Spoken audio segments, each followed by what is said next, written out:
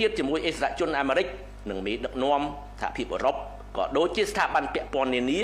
នៅក្នុងដំណើរបេសកកម្មរបស់សម្ដេចមហាបវរធិបតីហ៊ុនម៉ាណែតនៅលើឆាកអន្តរជាតិនៅពេលនេះក៏ជាការបង្ហាញពីនយោបាយការទូតយ៉ាងសកម្មរបស់រាជរដ្ឋាភិបាលកម្ពុជាដើម្បីរត់ចំណងកិច្ចសហប្រតិបត្តិការជាមួយបណ្ដាប្រទេសជាមិត្តដៃគូគោរពសម្ដេចទ្រង់ឯកឧត្តមលោកជំទាវអស់លោកស្រីបងប្អូនអ្នកសារព័ត៌មានក៏ដូចជាជនរួមជាតិទាំងក្នុងនិងក្រៅប្រទេសជាទីគោរពនិងជាទីរាប់អានថ្ងៃនេះ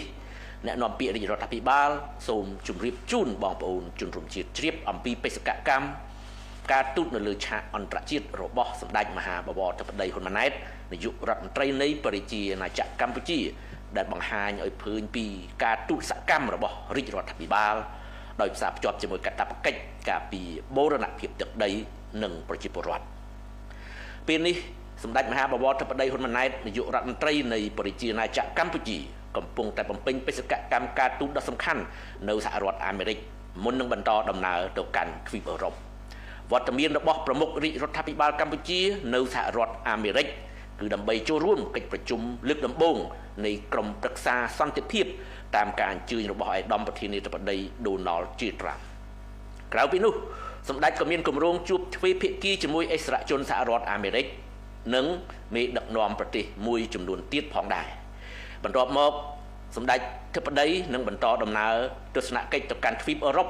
ដូចជានៅទីក្រុង Geneva និងទីក្រុង Brussels ដើម្បីជួបពិភាក្សាការងារជាមួយនឹងថ្នាក់ដឹកនាំអឺរ៉ុបនិងភាគីពាក់ព័ន្ធមួយចំនួនទៀត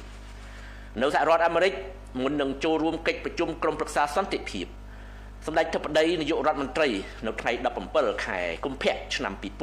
2026បានផ្ដល់កិច្ចសម្ភាសជូនទីភ្នាក់ងារសារព័ត៌មាន Reuters របស់អង់គ្លេសស្ដីពីស្ថានភាពព្រំដែនកម្ពុជាថៃ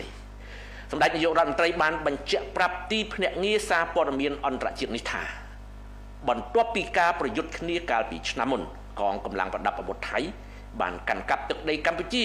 នៅទីតាំងមួយចំនួនដោយចូលជ្រៅហួសទៅខ្សែព្រំដែនដែលជាជំហរឯកតោភាគីដែលភាគីថៃទាមទារទៅទៀតបើទោះបីជាមានបទឈប់បាញ់ដែលសម្របសម្រួលដោយឯកឧត្តមប្រធានាធិបតី Donald Trump ក៏ដោយសម្ដេចបវរធិបតីហ៊ុនម៉ាណែតក៏បានលើកឡើងអំពីការដាក់ទូកុងតឺន័រនិងរាយបន្លាលួសរបស់ភាគីថៃនៅក្នុងទឹកដីកម្ពុជាដែលបានរារាំងប្រជាពលរដ្ឋកម្ពុជាប្រមាណជាជិត 80000 នាក់មិនអាចវិលត្រឡប់ទៅលំនៅឋានវិញបានហើយស្ថានភាពនៅតាមព្រំដែននៅតែមានភាពផុយស្រួយសម្ដេចធិបតីហ៊ុនម៉ាណែតបញ្ជាក់ថាអ្វីដែលសម្ដេចលើកឡើងមិនមែនជាការចោទប្រកាន់ទេប៉ុន្តែវាជាការពិតដែលកំពុងកើតឡើងនៅលើដីជាក់ស្ដែង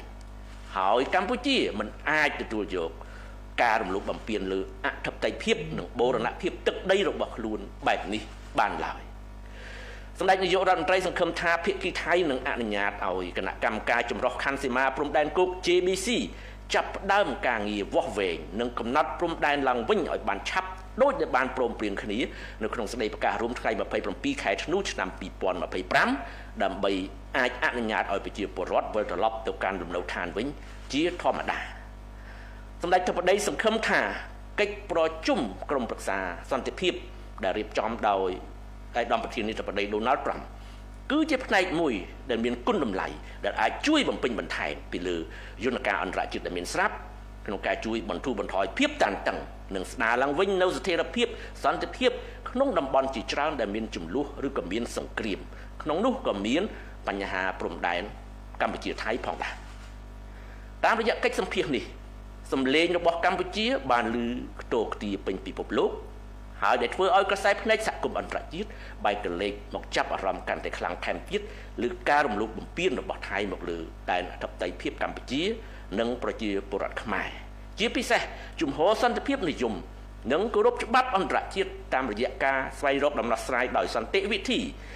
បង្ហាញពីនយោបាយការទូតបែបចាស់ទុំទន់ភ្លន់និងត្រឹមត្រូវស្របតាមគោលបំណងរបស់សហគមន៍អន្តរជាតិដែលចង់បានហើយជាពិសេសគឺស្របទៅនឹងស្មារតីនៃកិច្ចប្រជុំរបស់ក្រុមប្រឹក្សាសន្តិភាព Board of Peace ដែលប្រព្រឹត្តទៅនៅទីក្រុង Washington នាពេលនេះជំនួបពិភាក្សាផ្សេងទៀតជាមួយអិសរាជជនអាមេរិកនិងមេដឹកនាំសហភាពអឺរ៉ុបក៏ដូចជាស្ថាប័នពាក់ព័ន្ធនានានៅក្នុងដំណើរបេសកកម្មរបស់សម្ដេចមហាបវរធិបតីហ៊ុនម៉ាណែត នៅលើឆាកអន្តរជាតិនៅពេលនេះក៏ជាការបង្ហាញពីនយោបាយការទូតយ៉ាងសកម្មរបស់រាជរដ្ឋាភិបាលកម្ពុជាដើម្បីរកចំណងកិច្ចសហប្រតិបត្តិការជាមួយបណ្ដាប្រទេសជាមិត្តដៃគូអភិវឌ្ឍក៏ដូចជាការទាក់ទាញទេសចរនិងវិនិយោគជាដើមអ្នកនាំពាក្យរាជរដ្ឋាភិបាលសូមរំលឹកជូនបងប្អូនជនរួមជាតិឡើងវិញនៅប្រសាសន៍របស់សម្ដេចមហាបវរធិបតីថាការការពារបូរណភាពទឹកដីនិងប្រជាពលរដ្ឋគឺជាអត្ថប្រយោជន៍ចម្បង